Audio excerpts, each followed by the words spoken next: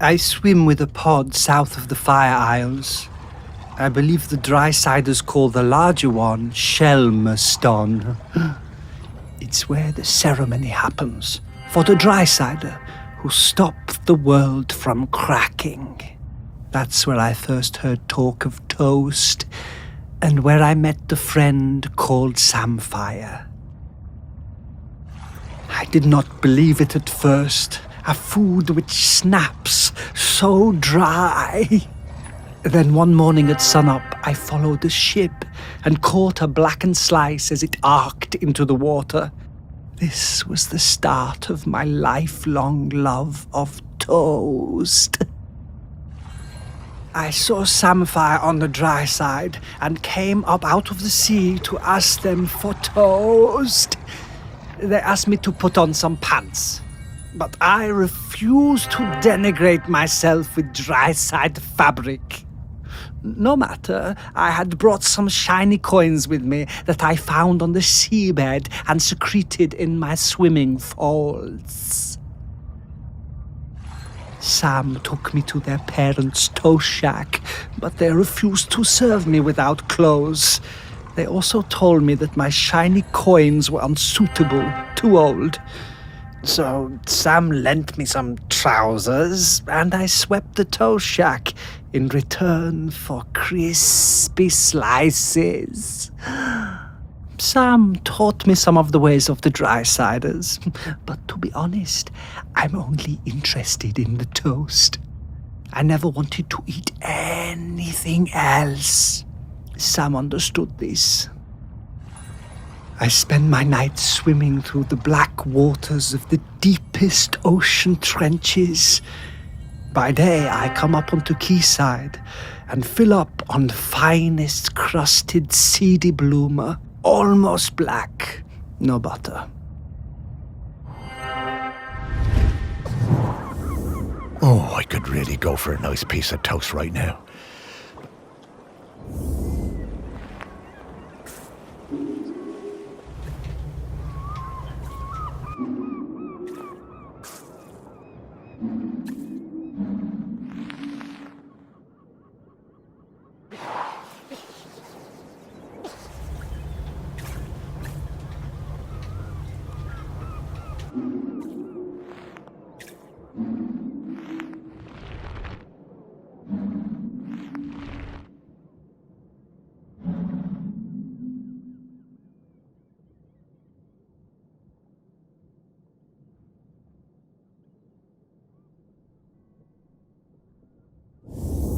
It's a shame, but it doesn't seem like there's a...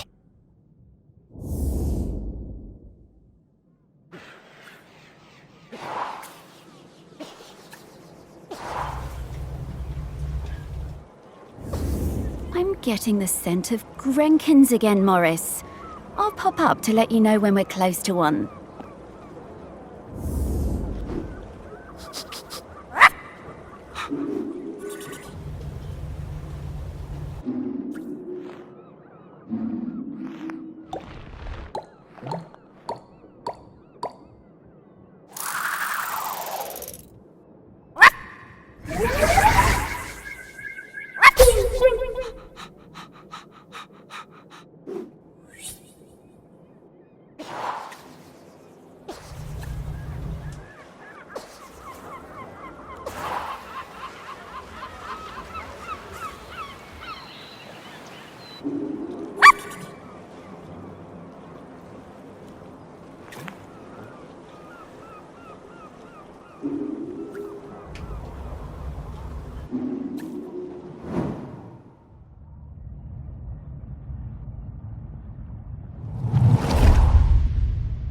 When I was a kid, I hated the annual Morlow Cull. I was kept away and found excuses not to be there. Then, aged 10, my dad marched me down to the beach with other men and put a knife in my hand. It was the worst day of my life. I saw Morlows slit from jaw to belly, more blood than you could imagine. I didn't sleep for months after. But you grow up, don't you? I never felt it right that we was killing Morlows, but what could I do about it? I was just a fisherman. One day I see Samfire, the new harbour officer, handing out leaflets on the quayside. "Stop that, Col." I went along to that first meeting at the campsite. Greg Litherland was one of the other organisers. It was beautiful. So much hope around that campfire. When I spoke about the pain of the Morlo, it really felt like the young uns were listening. Me, Sam and Greg held regular events to raise funds for badges and patches. I was proud to wear mine on me best Gansey. There was quite a rift between us and the old guard. They felt the ban was an attack on our ways. Sam and me took a load of the fishermen out for a beer, and Sam made them listen. They really respected Sam. We got most of them on our side that way. By 87, we finally felt like we had enough support to push for change. So the week before the Morlo showed up, we organised a mass dying on the beach. There were loads of us lying down on that sand, islanders, fishermen, fish folk all together.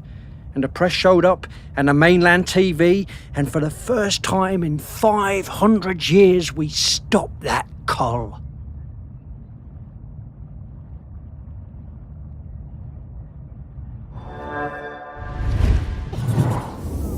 I'm so glad we don't do that cull anymore.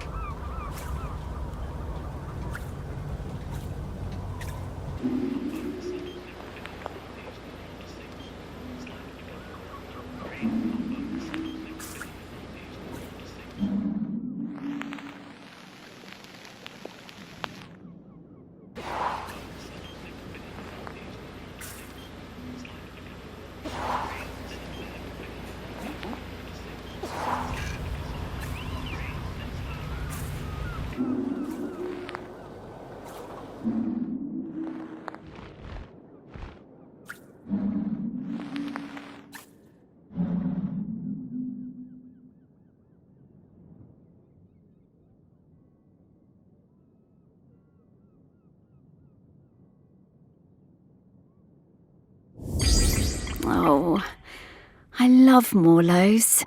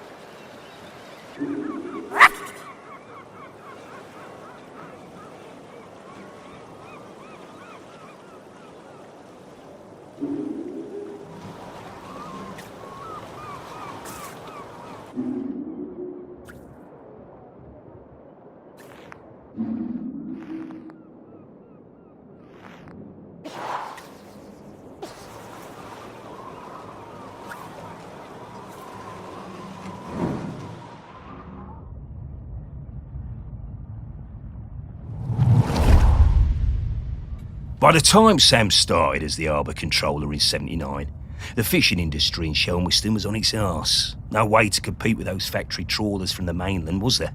Couldn't moor those things anywhere near the island, even if we had them. Of course we were all smuggling, stands to reason, done it? There was no money. All those old fishing sheds on the quay, the ones the tourists like, were falling down. Old place looked, pardon me, like a tip.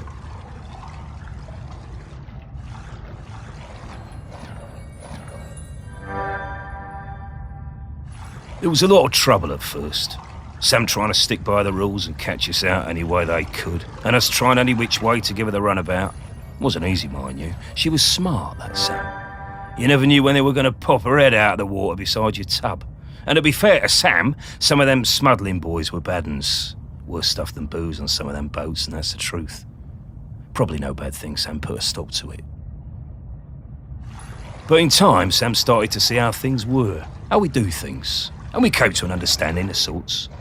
If Sam turned a blind eye to a bit of the decent stuff, the harmless stuff, then we'd report the worst of it. I mean, we all want to keep the seas safe, stands to reason. Plus Sam was partial to a bottle or two of the sheep shank on occasion. Oh yeah. Sam was sharp as a gutting knife. They made us hand over some of the, shall we say, dividends to fix up the quay. All them sheds and that. Make them into something we'd be proud of. Turn things around for Shelmiston, that did. Now we get more of those tourists since the big ferry started. And they love a day out on a boat. Ken takes them all out, he does. At the same time, Sam organised a kind of work-sharing thing with the fish folk. Got some of them to swim along with the fishing boats, help them locate the biggest shoals. Gave those big trawlers with all their fancy radar gear a run for their money. We'll never be big players in the fishing down here.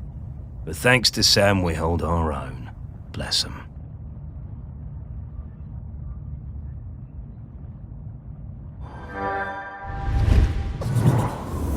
I reckon I still have a bottle or two of sheep shanks.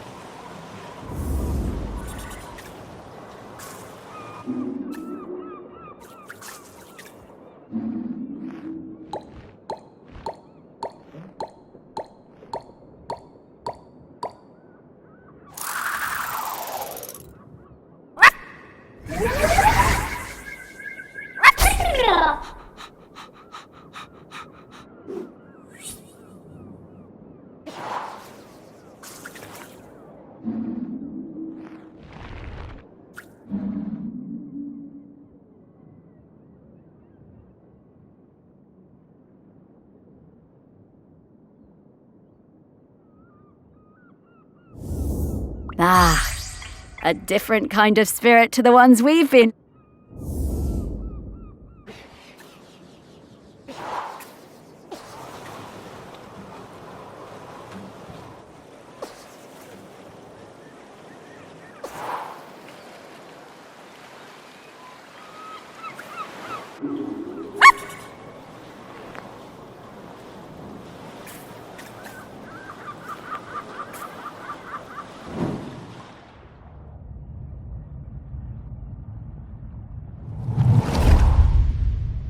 It was the 6th summer after I spawned that I went to my first Aggie's Day ceremony.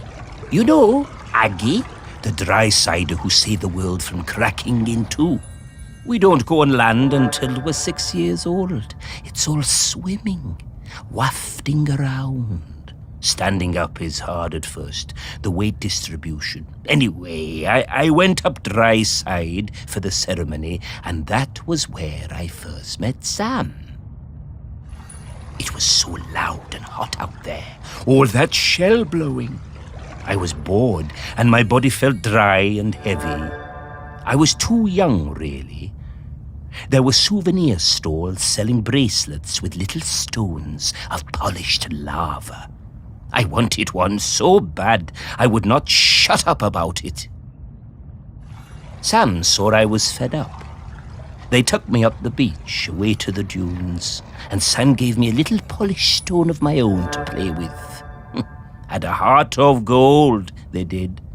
It wasn't until years later that I found out it was a tiny replica of the one Aggie died on. We became good friends. Sam helped a lot. They were always on my side. My pod, we were quite traditional, didn't like us working with the dry-siders, but Sam talked me into going for the job as a diver on the new harbour. If it wasn't for them, I don't think I'd have tried. That stone was my lucky charm. I took it with me when I went for the interview, and I took it down with me when I went on my first dive. I had a pocket made specially in my tool belt. Sam took me under their fin, invited me out to the camel, and let me stay with them and blithe on the ferry if it was a late one. And there were plenty of late ones. Karaoke nights are still my favorites. Every time. I remember all the fish folk coming up.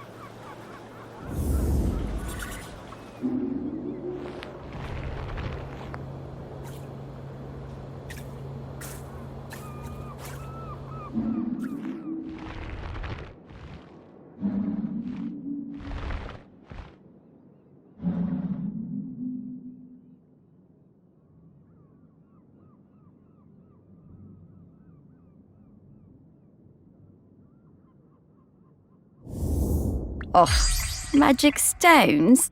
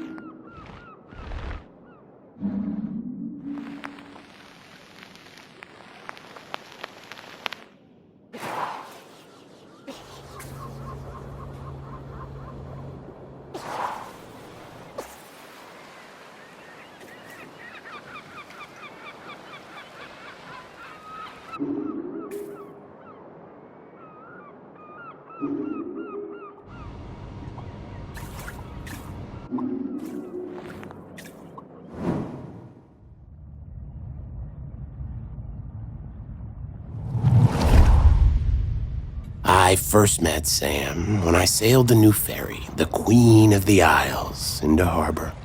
Of course, I'd heard of the fish folk, but I'd never met one.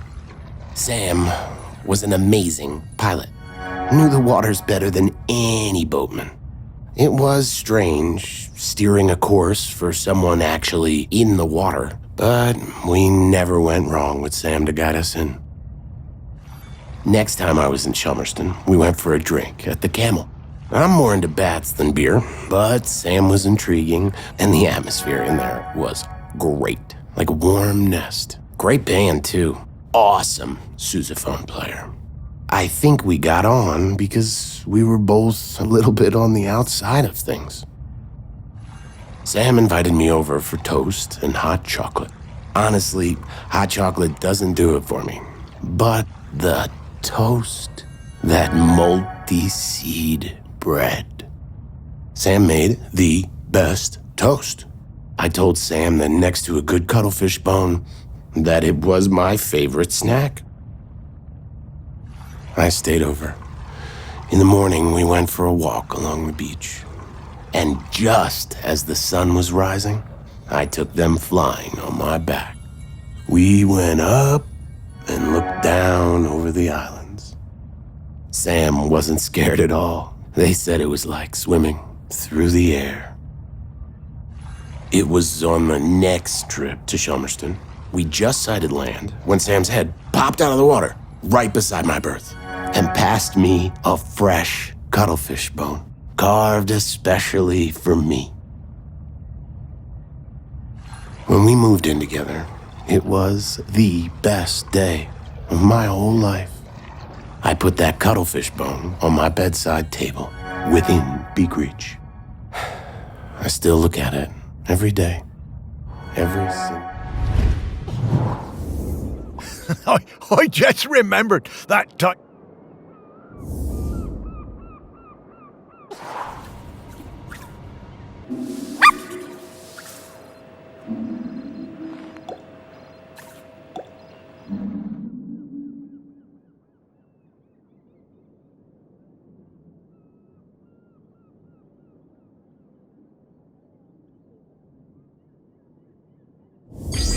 Oh, I used to love finding these.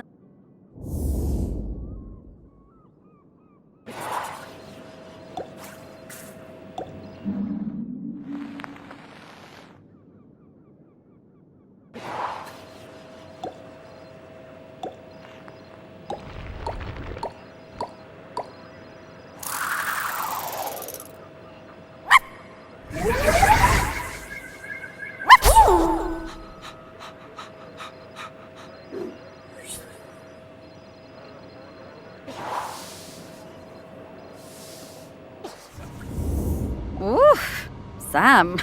This is an easy scent profile. I'm coming, Sam.